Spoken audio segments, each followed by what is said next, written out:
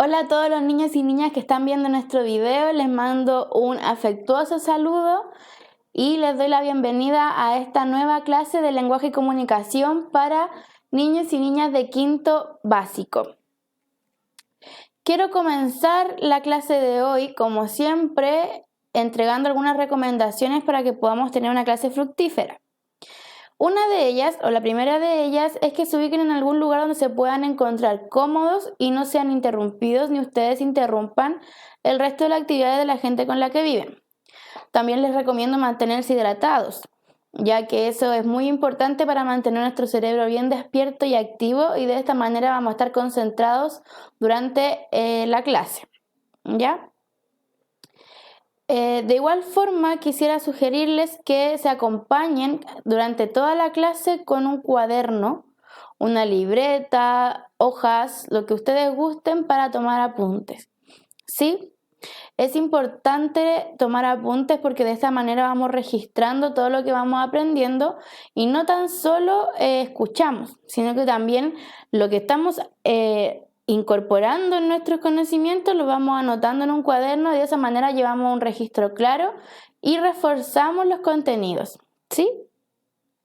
De igual forma, tener ese contenido anotado les sirve a ustedes para repasar si así lo desean o volver a leer información que yo ya entregué. Entonces, dicho esto, esta es la primera clase de la unidad número 3. Para los que se vienen recién incorporando, les cuento que ya hemos revisado 2 unidades. La primera unidad que revisamos fue la unidad de textos narrativos. La segunda unidad fue de género lírico y ahora estamos en esta unidad con el género narrativo. Entonces, dicho esto, les comento que el objetivo de la clase del día de hoy es conocer la historia y los principales elementos del género lírico, o sea, del género dramático, disculpen. ¿Cuál es la importancia de conocer la historia? Que este género en particular tiene un surgimiento propio, diferente quizás a otros géneros, y es muy importante la función que cumple tanto en esas épocas como en la actualidad. ¿Ya? Así que el objetivo de hoy es conocer la historia y los principales elementos del género lírico. Como siempre, quiero recordarles el esquema que hemos estado trabajando a lo largo de las unidades anteriores y que seguiremos trabajando en esta unidad, que es nuestro esquema en el cual podemos ubicar los tipos de texto que estamos aprendiendo. El tronco, como ustedes pueden ver acá, es todos los textos orales o escritos que conocemos. Todos los textos que hay en el mundo se ubican acá en el tronco y que luego estos textos, ya sean orales o escritos, los podemos clasificar en literarios o no literarios, ¿ya? Dentro de los literarios tenemos el género narrativo, lírico y dramático, y dentro de los no literarios, informativo, instructivo y normativo. Esto ya lo saben muchos de ustedes que están constantemente revisando estos videos, pero para los que se vienen recién incorporando, les cuento que este esquema ustedes lo pueden dibujar como gusten, solamente es para poder guiarnos. A mí se me hizo mucho más fácil realizar este esquema como un árbol por las ramificaciones, ya que los textos cada vez van surgiendo de diferentes tipos y es necesario establecerlo o darle un orden, una conexión para que no nos perdamos. Por lo mismo les sugiero que si gustan pueden hacer un esquema parecido o hacerlo de otra forma, como gusten, el árbol puede ser diferente. Eso queda a libertad propia de cada uno según el estilo de aprendizaje que tengan también. Entonces, como ya le había comentado, nosotros hemos trabajado, con el texto narrativo, el texto lírico y el texto dramático es el que nos toca trabajar en esta nueva unidad. ¿Ya? Comencemos. Primero que todo, ¿dónde surge el género dramático? El género dramático surge en Grecia, hace muchísimos años atrás, ¿sí? Y como surge en Grecia, su nombre se deriva a que drama es actuar o hacer, ¿sí? Drama, según el los griegos significa actuar o hacer. Por eso es una de las grandes importancias o la principal característica, mejor dicho, de este tipo de género dramático, que es actuar. ¿Ya?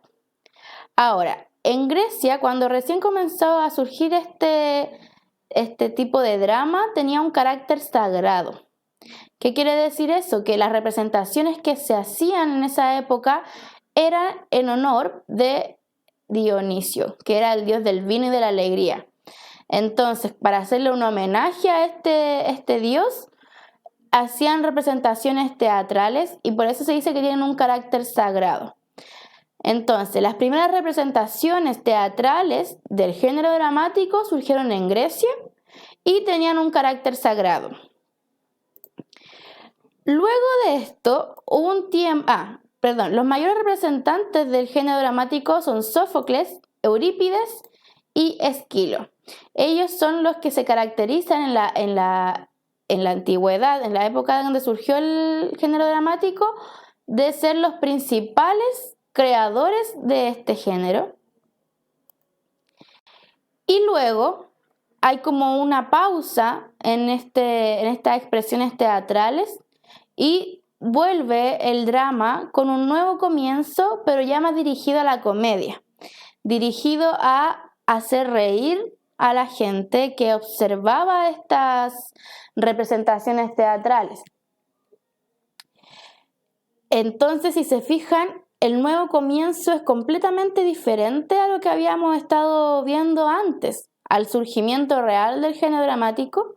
Ahora es una comedia. Antes tenían carácter sagrado para poder homenajear a un dios y ahora tiene un nuevo comienzo que es la comedia. Y estas obras estaban escritas en latín. Y como estaban escritas en latín, no tenían acceso para todas las personas.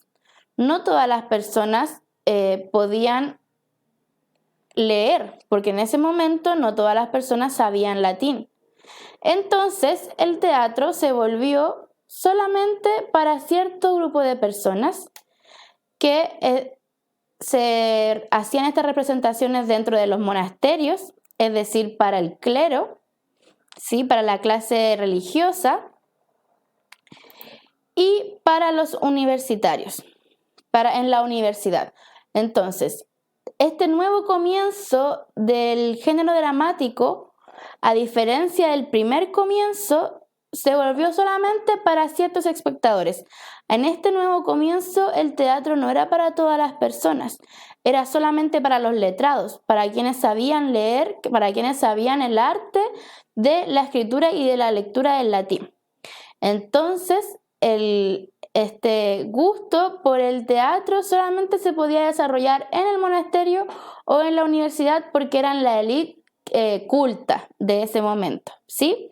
A diferencia del primer surgimiento que era para todo el pueblo porque era en honor a un dios. Entonces, con este nuevo comienzo también se clasificaron este tipo de dramas, este tipo de obras dramáticas se clasificaron en 3. Encontramos la tragedia, ¿sí? La comedia y la tragicomedia. La tragedia siempre tiene un final fatal. La comedia, como bien dice su nombre, tiene el propósito de divertir, ¿cierto? Es como más satírico. Y tragicomedia es una mezcla de ambas clasificaciones anteriores. Ahora, hay algo muy importante que es necesario que distingamos sobre el género dramático y que lo digo en esta clase, pero lo voy a repetir también en las siguientes, es que hay una diferencia entre obra dramática y entre obra teatral. La obra dramática es aquella que está escrita y que está esperando ser representada. En cambio, la obra teatral es cuando ya se representa esa obra escrita. Entonces, la obra dramática es el texto escrito y la obra teatral es la actuación que realizan los actores y las actrices. Entonces, por último, ¿Cómo nosotros organizamos estos textos dramáticos o cómo se organizan?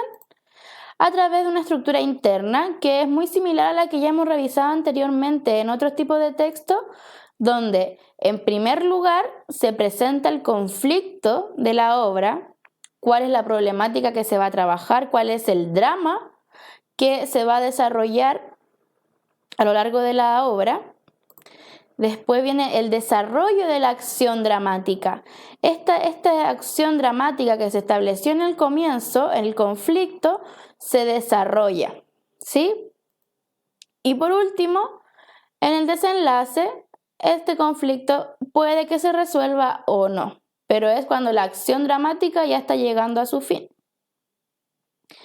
Entonces, ¿cómo se organiza? Por un lado, la estructura interna, que es la de inicio, desarrollo y desenlace, que es similar a la de otros textos que ya han revisado, ¿verdad? Les dejo en su cabecita, ¿a qué tipo de texto o a qué otro texto se parece esta estructura que estamos revisando? De introducción del conflicto, desarrollo de la acción y desarrollo del desenlace.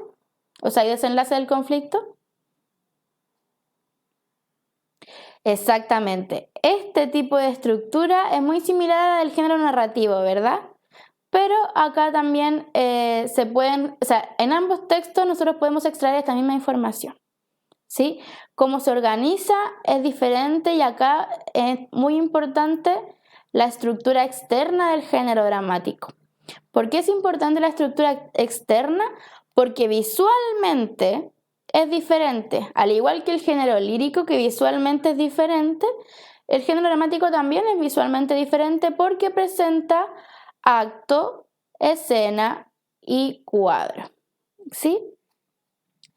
Todos estos elementos yo los voy a detallar y los voy a explicar y ejemplificar con mayor profundidad en la clase siguiente. Pero adelantarles que estos tres elementos son divisiones que se realizan dentro de una obra teatral, ¿ya?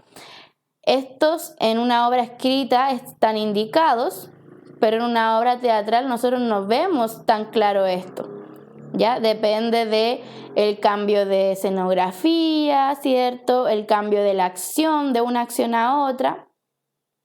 Y todo esto lo vamos a comprender mucho mejor en la clase siguiente, ¿sí?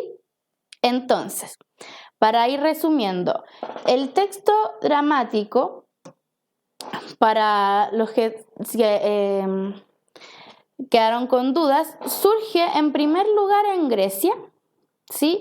Y con un carácter sagrado, porque ellos homenajeaban al dios Dionisio, que era el dios del vino y de la alegría. Entonces, como era un homenaje para un dios en específico, esas representaciones eran para todo el pueblo, porque era como un festejo que se hacía, ¿sí? Luego hubo un descenso donde el género dramático no tuvo alguna mayor implicancia en la sociedad y resurgió, pero ya como una comedia. Y no piensen que es una comedia como las que tenemos actualmente en nuestra televisión nacional, sino que es una comedia diferente que presenta un drama, que presenta una acción dramática, pero que se va desarrollando de una manera más irónica o satírica para el guste y el disfrute de los espectadores. Y este nuevo comienzo es para la élite culta de esa sociedad, de ese momento, ya que solamente los monjes y aquellos que estudiaban, que tenían la posibilidad de estudiar en ese momento, podían apreciar el teatro. Cabe destacar que en ese nuevo comienzo era muy poca la gente que realmente sabía leer el latín, entonces el teatro se redujo a un grupo muy pequeño de personas que podían apreciarlo, ¿ya? Imagínense que una gran parte de la población, muchísima gente, no sabía leer latín y por lo tanto no podían disfrutar las obras porque solamente estaban dirigidas para este público más culto, que eran los monjes y la universidad, ¿sí? Y luego de esto entonces vamos a encontrarnos con todos estos textos escritos que nos van presentando nuevas obras y que tienen estructuras propias, como la estructura externa o otra estructura similar a otros textos como la estructura interna, ¿ya? Entonces, la próxima clase nosotros vamos a revisar esta estructura que acabamos de ver ahora más a profundidad, con mayor detalle, vamos a ver ejemplos también para que nos pueda quedar mucho más claro esto que estamos aprendiendo. Recuerden que esta es la clase 1, por lo tanto es una introducción al género para que podamos tener una mayor claridad de lo que vamos a ir estudiando más adelante, ¿sí? Así que los invito también a recordar todas aquellas obras de teatro que ustedes han podido apreciar o que han podido leer a lo largo de su trayectoria en el colegio, para que cuando lleguemos a momentos donde se requieran esos recuerdos, van a comprender mucho más fácil el contenido que les estoy entregando. Así que eso. Dicho esto, niños, espero que les haya gustado la clase de hoy. Salió cortita porque la historia también la resumí bastante. Así que nos vemos en la próxima sesión. Que estén muy bien.